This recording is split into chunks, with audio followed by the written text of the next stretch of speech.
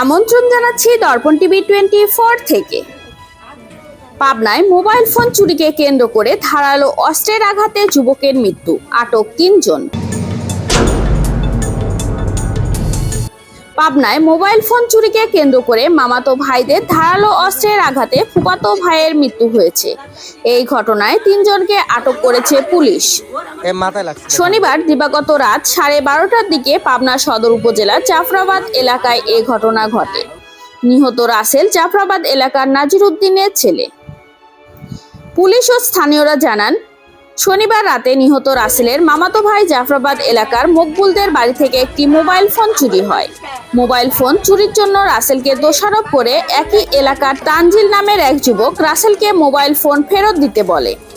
এতে রাসেল তানজিলকে মারধর করে আহত করে। এরই জের ধরে তানজিলের স্বজন ও মকবুলের সহযোগীরা রাসেলের বাড়িতে হামলা চালিয়ে তাকে ধরে ধারালো অস্ত্র দিয়ে এলোপাথারি কোপায়। এতে ঘটনাস্থলেই রাসেলের মৃত্যু হয়।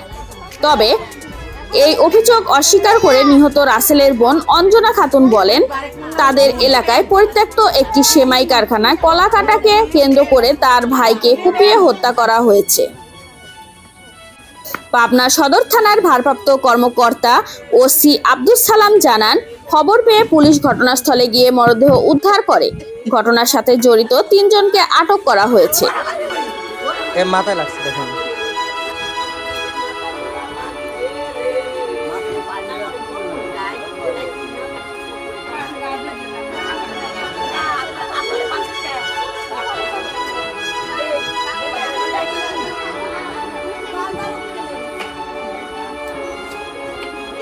আমার ভাই কিছু নাই, আমার ভাই কিছু নাই, আমার ভাই কিছু নাই।